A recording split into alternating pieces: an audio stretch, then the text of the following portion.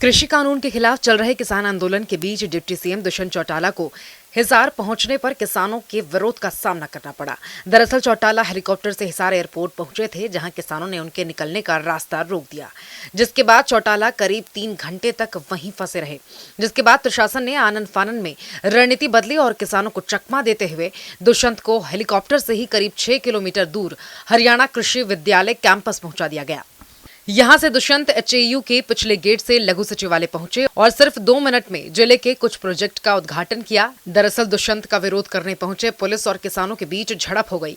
भीड़ बढ़ने पर पुलिस ने आंसू गैस के 2 गोले भी छोड़े, जिसके इस तरह गद्दारी तो इसने हमारे साथ की थी।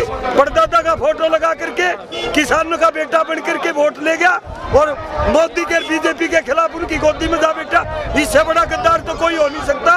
ये गद्दारी का नतीजा है। जिन लोगों ने वोट दिया था, जिन लोगों ने पुरस्कार दिया था, वो लोग उसका तिरस्कार करने लग रहे। इससे बड़ी बेइज्जती और क्या होगी साथियों, ये बताओ।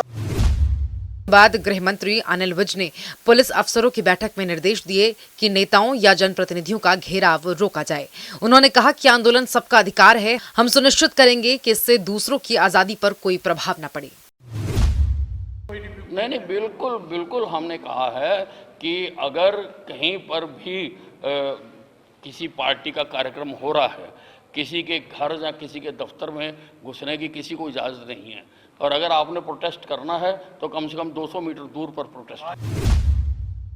गृह मंत्री अनिल विज ने प्रदेश में कानून व्यवस्था को लेकर वीडियो कॉन्फ्रेंसिंग के जरिए मीटिंग की। इस बैठक में गृह सचिव, DGP, ADGP, law and order और तमाम जिलों के एसपी मौजूद रहे। बैठक में विज ने अच्छा काम करने वाले पुलिस अधीक्षकों को शाबाशी भी दी और अपराध नियंत्रण में कोताही बरतने पर 4 जिलों के पुलिस अधीक्षकों को फटकार लगाई। साथ ही विज ने रेंज के आईजी को केस मॉनिटरिंग के भी आदेश दिए हैं और पुलिस वेलफेयर के लिए किए गए कार्यों की दुहाई देते हुए पुलिस ने निष्ठा बरतने में ईमानदार होने के लिए कहा है। बैठक के बाद मीडिया से बात करने के दौरान विज ने कहा कि अपराध नियंत्रण को लेकर बैठक बुलाई गई थी। पुलिस को मजबूत करने के लिए सभी आवश्यक साधन मुहैया कराए जाएंगे, लेकिन अपराध नियंत्रण में ढिलाई बर्दाश्त नहीं की जाएगी। नहीं, जहाँ पर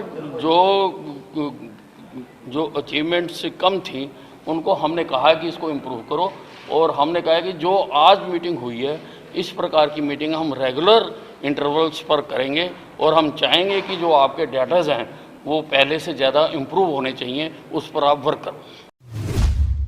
प्रदेश में सरकार ने 47 गांवों के लिए सौगात लेकर आई है, जिसकी जानकारी देते हुए बिजली मंत्री रणजीत सिंह चौटाला ने कहा है कि प्रदेश के सभी गांवों को 24 घंटे बिजली उपलब्ध कराने के लिए हरियाणा सरकार की ओर से ठोस कदम उठाए जा रहे हैं। इस लक्ष्य को पूरा करने के लिए म्यारा गांव जगमग गांव योजना के तहत 1 अप्रैल 2021 से 47 और गांवों को इस योजना में जोड़ा गया है। इनमें पानीपत जिले के 25 गांव, रोहतक के 6 गांव, झज्जर के 9 गांव तथा कैथल जिले के 7 गांव शामिल हैं। फिलहाल प्रदेश के 75% गांवों को पूरी तरह जगमग किया जा चुका है और 10 ऐसे जिले हैं जहां 24 घंटे बिजली उपलब्ध है।